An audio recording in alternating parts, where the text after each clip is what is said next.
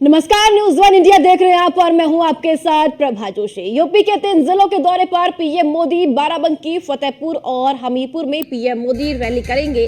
सुबह 10 बजे बाराबंकी में पीएम मोदी की जनसभा है। दोपहर 12 बजे फतेहपुर में पीएम हुंकार भरेंगे, तो वहीं दोपहर 1 बजे हमीरपुर में भी जनसभा को प्रधानमंत्री नरेंद्र मोदी की ओर से संबोधित किया जाएगा। तो आज कई और जिलों के दौरे पर प्रधानमंत्री नरेंद्र मोदी रहेंगे। जी हां, कल भी प्रधानमंत्री ने कई जिलों का दौरा किया, चुनावी जनसभाओं को संबोधित किया और आज बाराबंकी, फतेहपुर, हमीरपुर में चुनावी जनसभा को पीएम संबोधित करेंगे। 10 बजे बाराबंकी में जनसभा को संबोधित करेंगे और 12 बजे फतेहपुर में और 1 बजे हमीरपुर में चुनावी जनसभा प्रधानमंत्री नरेंद्र मोदी की ओर से की जानी है। तो बाराबंकी, फतेहपुर और हमीरपुर में चुनावी जनसभाओं को प्रधानमंत्री नरेंद्र मोदी की ओर से संबोधित किया जाएगा। क्योंकि 80 का लक्ष्य प्रधानमंत्री और भारतीय जनता पार्टी की ओर से उत्तर प्रदेश में रखा गया है और 80 सीटों को जीतने के लिए प्रधानमंत्री नरेंद्र मोदी की ओर से लगातार चुनावी मैदान में प्रचार प्रसार किया जा रहा है। और इसी कड़ी में आज एक बार फिर से 3 लोकसभा क्षेत्रों में प्रधानमंत्री नरेंद्र मोदी की ओर से चुनावी जनसभा को संबोधित किया जाएगा। बाराबंकी, हमीरपुर और फतेहपुर में प्रधानमंत्री नरेंद्र मोदी की चुनावी जनसभा है। तो बाराबंकी, फतेहपुर और हमीरपुर में ये चुनावी जनसभा है। 10 बजे बाराबंकी में चुनावी जनसभा को संबोधित करेंगे और साथ ही साथ आपको बता दें कि 12 बजे फतेहपुर में और 1 बजे हमीरपुर में चुनावी जनसभा को संबोधित पीएम मोदी करेंगे। तो 10 बजे बाराबंकी में प्रधानमंत्री नरेंद्र मोदी रहेंगे और 12 बजे फतेहपुर में और 1 बजे हमीरपुर में चुनावी जनसभा पीएम मोदी की ओर से संबोधित की जाएगी।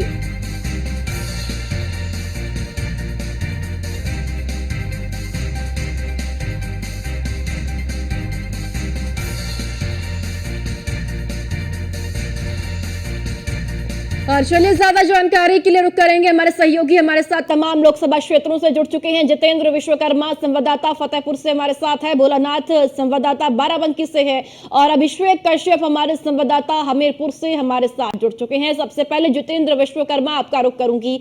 आज फतेहपुर में चुनावी जनसभा को पीएम मोदी की ओर से संबोधित किया जाएगा। क्या कुछ तैयारियां पीएम के आगमन को लेकर फतेहपुर में की गई है? देखिए, फतेहपुर में 20 तारीख को चुनाव नामांकन 20 तारीख को वोटिंग करनी है, जहां आज 17 तारीख को प्रधानमंत्री का दौरा है, जिसमें फतेहपुर, कौशाम्बी और बांदा 3 जनपद के लोग एक साथ यहाँ फतेहपुर में संबोधित करेंगे और तीनों प्रत्याशियों को के बारे में फतेहपुर में वोट मांगेंगे प्रधानमंत्री। देखिए, फतेहपुर का चुनाव इसलिए महत्वपूर्ण बताया जा सकता है क्योंकि पिछले 7 साल पहले फतेहपुर वो जगह है जहां से प्रधानमंत्री जी ने एक बार भाषण दिया था। उस भाषण को लेकर के काफी चर्चाएं रही और चर्चाएं के बाद माहौल बदल चुका था।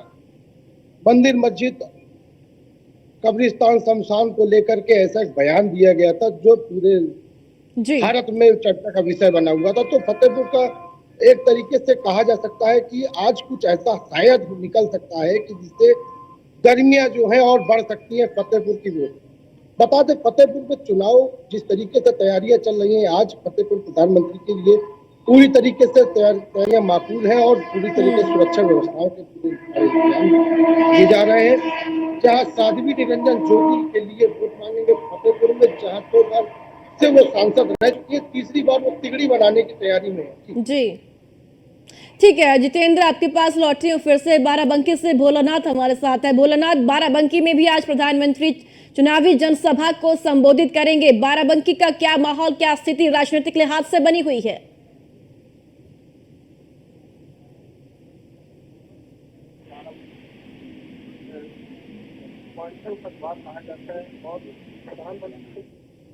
ठीक है भोलानाथ, फिर से आपके पास लौटती हूँ। चूंकि तकनीकी खामी की वजह से आपकी आवाज ठीक से नहीं पहुंच पा रही है। हमीरपुर से अभिषेक हमारे साथ है। अभिषेक, हमीरपुर में भी चुनावी जनसभा संबोधित पीएम मोदी करेंगे। क्या कुछ स्थिति, क्या कुछ माहौल राजनीतिक लिहाज से हमीरपुर का बना हुआ है इस वक्त?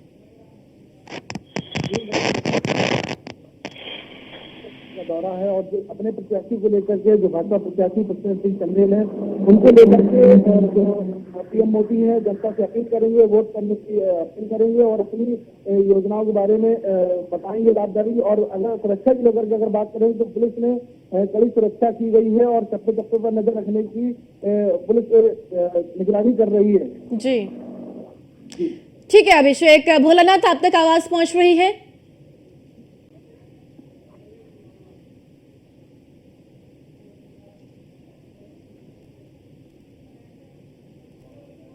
तो चलिए ठीक है, भोलानाथ तक आवाज नहीं पहुंच पा रही है। जितेंद्र, अगर बात इस लोकसभा क्षेत्र फतेहपुर की करते हैं तो क्या कुछ समीकरण यहां पर बनते हुए नजर आ रहे हैं और चुनावी मैदान में कितने प्रत्याशी इस बार है और प्रत्याशियों को लेकर जनता की राय इस बार क्या है? चुनाव इसलिए महत्वपूर्ण बताया जा रहा है कि फतेहपुर में 2 बार से बताया है कि साध्वी निरंजन ज्योति चुनाव लगातार पंचवर्षीय जीत रही हैं। इस बार तिगड़ी लगाने के तैयार है। और वहीं इंडिया के गठबंधन की बात करते हैं तो इंडिया गठबंधन से प्रदेश अध्यक्ष सपा के रहे हुए नरेश उत्तम पटेल जी को टिकट मिलता है। और शुरुआत में तो लगता है कि यहाँ ये टिकट गड़बड़ हो गया, लेकिन अब वो चर्चाएं इतनी तेज बढ़ रही हैं कि ओबीसी को लेकर के उसमें चर्चाएं गरमा गई हैं। तो कहीं ना कहीं टक्कर बसपा सपा और बीजेपी में बहुत तेजी से देखी जा रही है। बसपा का भी उतना रुझान है, लेकिन वो रुझान नहीं आ पा रहा है, लेकिन सपा और बीजेपी में पूरी टक्कर मानी जा रही है। जी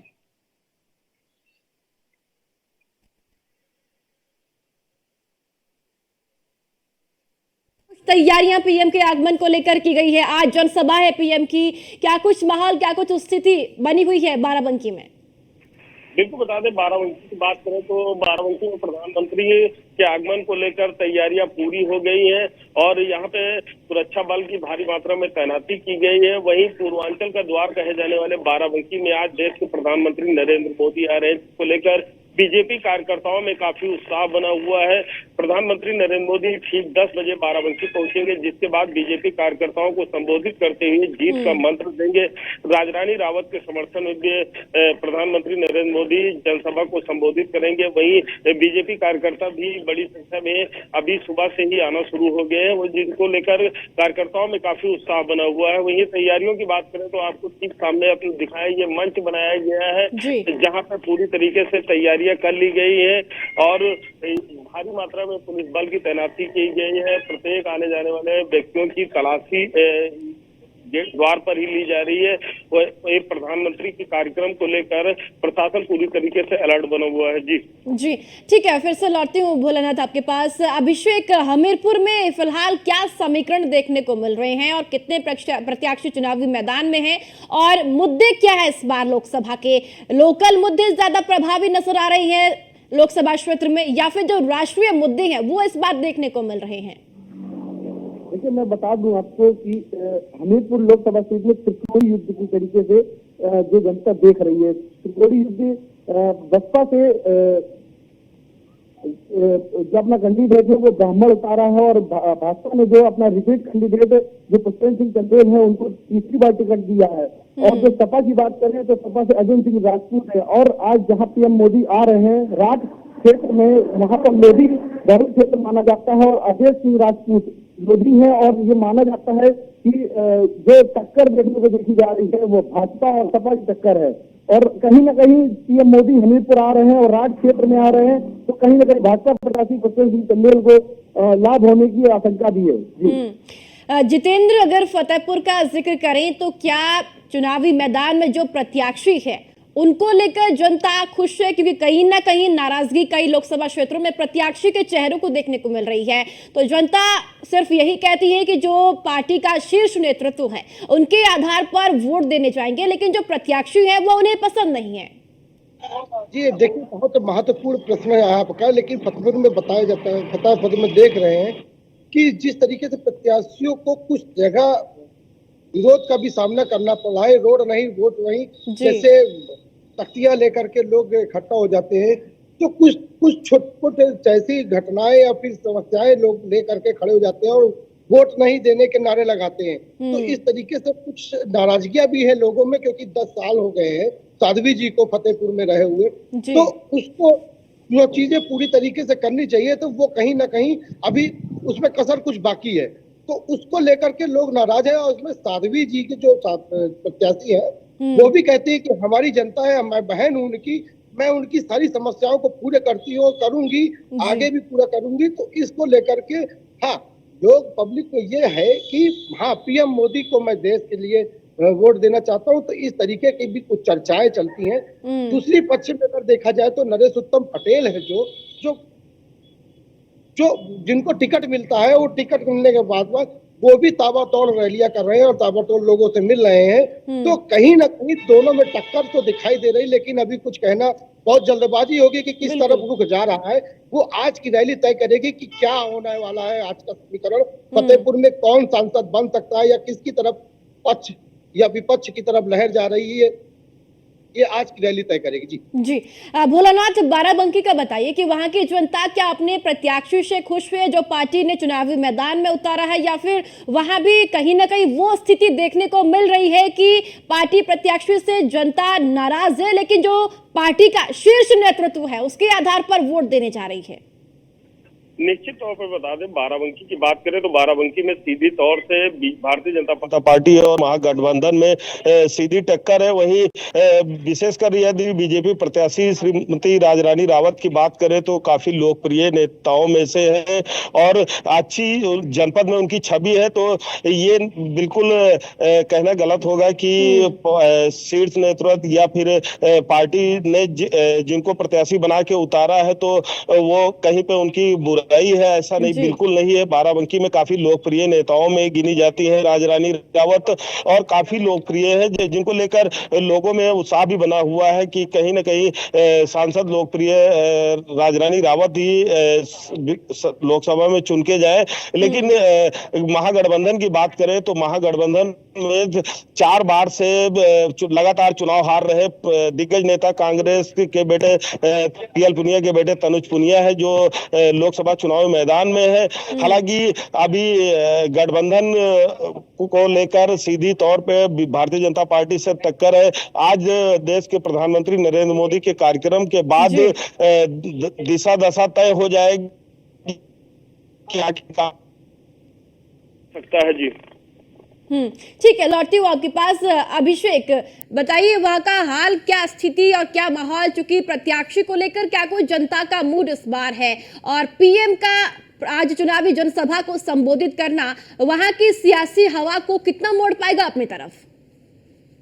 बता दूं, यहाँ की जो जनता है, जो भाजपा प्रत्याशी पिछली बार से 2 पंचवर्षीय से वो सांसद रह चुके हैं, और जो जनता है वो इस बार जनता बदलाव चाहती है। और भाजपा प्रत्याशी जो पुष्पेंद्र सिंह चंदेल है, जनता हमीरपुर की नाखुश दिखाई दे रही है। और कहीं ना कहीं अगर बात करें पीएम मोदी के आने की तो जनता तो वोट करना चाहती है, लेकिन वो अगर वोट करेगी भी तो पीएम मोदी को देखते हुए वोट करेगी। भाजपा प्रत्याशी जो पुष्पेंद्र सिंह चंदेल है, उनकी कई खामियां जनता के बीच में आ चुकी है और जनता के बीच में कई उनके वीडियो भी वायरल होते हुए दिखाई दे रहे हैं। इसको लेकर के जनता उनसे नाराज है। जी चलिए ठीक है अभिषेक, बहुत बहुत शुक्रिया। जितेंद्र आपका भी, भोलानाथ आपका भी बहुत बहुत शुक्रिया महत्वपूर्ण जानकारी साझा करने के लिए।